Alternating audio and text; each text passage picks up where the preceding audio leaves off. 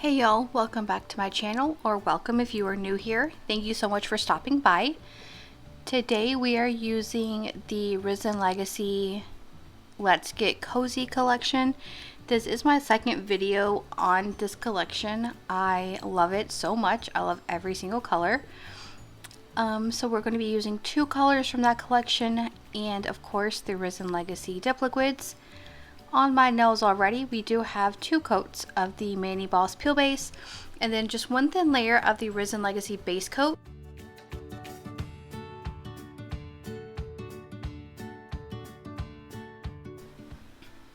Okay, so for any beginners, my goal for this video is to show you my dipping process a little bit closer.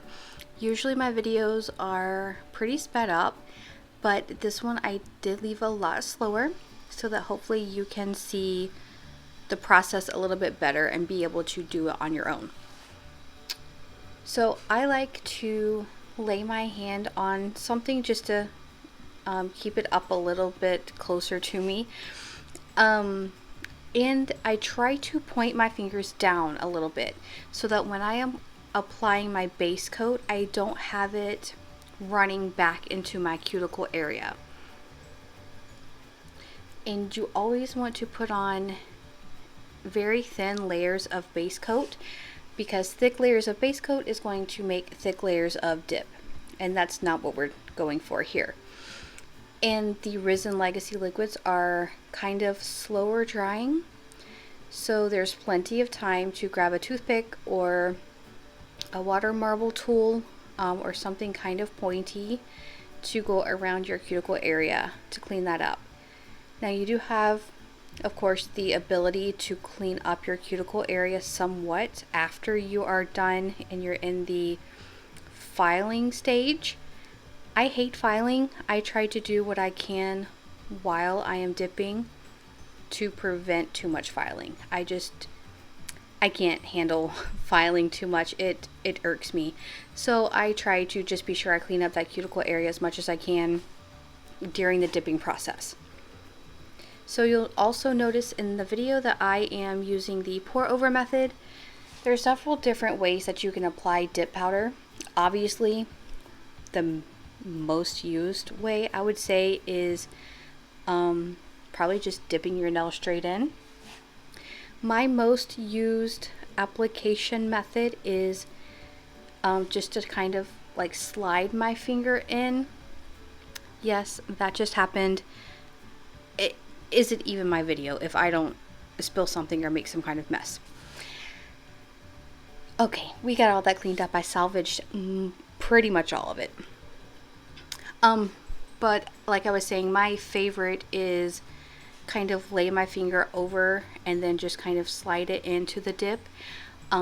Here, this is the pour over method. So if you feel like you're getting really thick layers when you are dipping, if you use this layer, you typically, or this method, you typically get thinner layers. So I'm going to let you guys just sit back and watch my second application of this color, and I will be back for the glitter. After each dip, you also want to be sure that you do dust off the excess powder. Here I am using a Kabuki brush from Risen Legacy, but you could use any old fluffy makeup brush or an old toothbrush, or just like a stiff manicure brush, just something to get that excess powder off so that it doesn't get your nails cakey and it doesn't contaminate your base brush.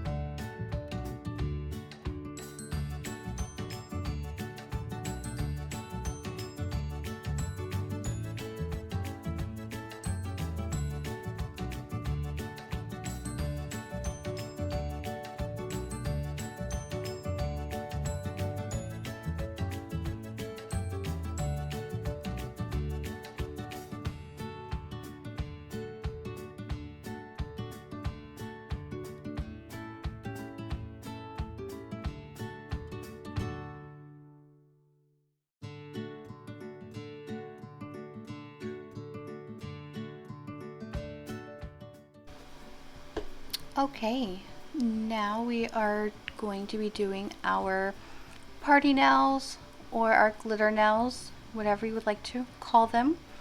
We're using Risen Legacy Campfire Kisses. We apply the base the same way, so a very thin layer of base. And we are going to do the pour over method for the first layer here. Now when you do this with glitters, don't be alarmed if you don't see a lot of the chunky glitters actually stick. They're not going to. Goal here is just to get a lot of the smaller glitters that are in there, and then for your second coat, try to get some of the bigger glitters, or you can individually place them if necessary. So we're just going to do that pour over method one more time here for this ring finger, and then I'll be right back.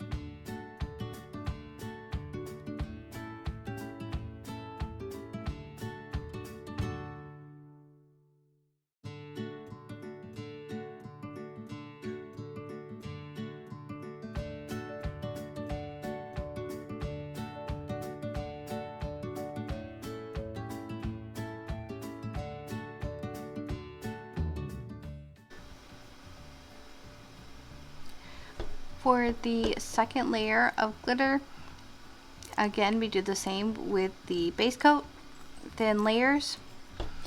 I'm just wiping off my brush to make sure I don't get any glitter in my bottle. Sometimes it is easier to pick up the cupcake liner at this point, and I just lay my finger into the glitter. Again, with these liquids, I have plenty enough time to clean up around the cuticle area. And then you'll see me take my finger, hopefully I'm in frame when I do it, and I just press down the glitters just to be sure that they're nice and flat and stuck down on there. We don't want any glitter sticking up that we may nick with our file when we're filing, because if we do that and file into the glitter, it will make it look silver instead of the color of the glitter, because the inside of the glitter pieces is silver. So if you accidentally cut one of those pieces while you're filing, it will be noticeable, obviously, unless you're using a silver glitter.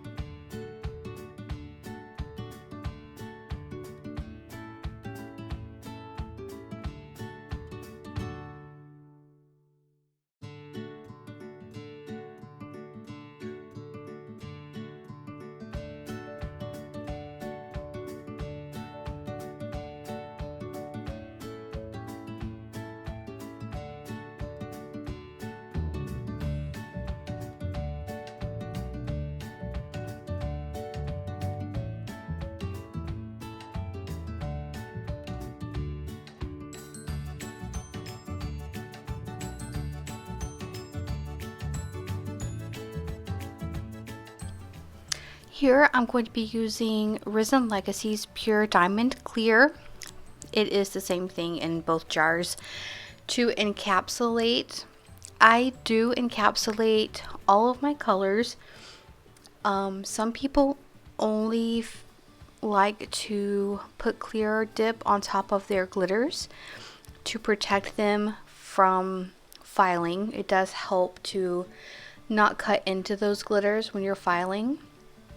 But when I first started dipping, the videos that I watched, they did all of the nails, so that's what I've started doing, and that's just what I've always done because that's how I learned when I learned how to dip. So you are going to see me just go ahead and do one coat on each nail. If you feel like you are still worried about cutting into some of your glitters, you can absolutely do 2 layers of the clear on your glitter nails just for that extra protection. You will also see the smaller jar of my clear. I do keep a small jar of clear separate so that I can use it on my glitters, so that I don't contaminate the jar that I use on my solid nails with that glitter. I don't want to be putting some clear on a solid nail and then end up with a crazy piece of glitter stuck to it that I didn't mean to be there.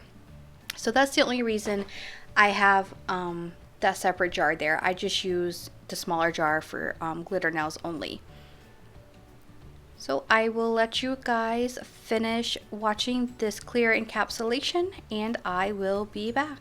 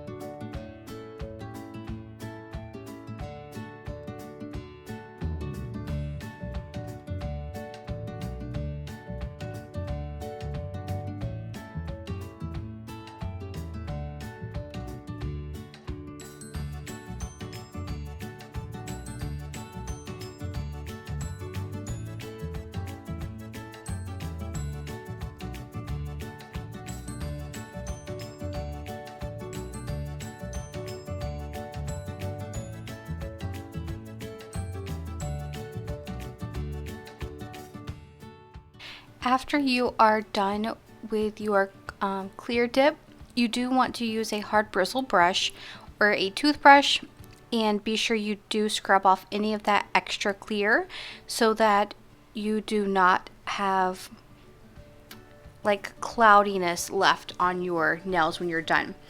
And then you will go in with your activator. I typically do at least 2 really good layers of activator. Sometimes if I have a lot of glitter on or my nails seem a little bit thicker, I will go in with a 3rd layer just to be sure all of that does get activated properly so that I can file. And so after your activator, you'll wait 2 minutes and then go in with your filing and buffing. So I will do that off camera and be back. Alright, after filing and buffing, I'm going in with the Risen Legacy Nail Cleanser. You can also use alcohol here, whichever you have on hand is fine, but I do really like the nail cleanser. And I'm actually using a gel top coat today. So I'm going to go in with the Mani Boss 2-in-1 gel base and top coat. I typically use the Risen Legacy dip top coat, but I just thought I would change it up a little bit. I am going to be doing 2 layers of this gel and curing 60 seconds in my lamp after each layer, and then we'll be back for the finished mani.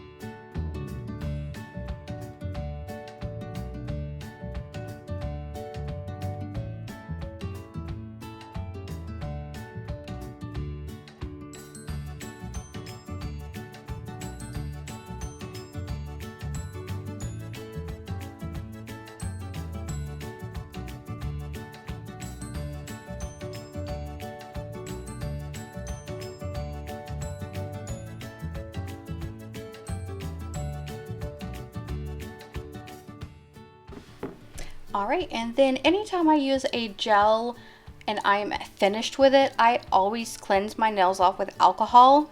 Some gels you don't have to if it's a no wipe top coat, but even if it's a no wipe top coat, I typically still go ahead and just cleanse my nail with alcohol anyway. So that's what I'm doing here, and then we will go in with some cuticle oil and you will see the final mani. Thank you guys so much for coming back to my channel for another video, and we are over 100 subscribers now, so I will be getting a giveaway out for you guys soon. It will either be in my next video or the one after that, but just keep a lookout. And again, thanks so much for supporting me and my small channel. If you have any questions, please leave me a comment below, and please consider subscribing. Thank you guys so much. I will see you next time. Bye y'all.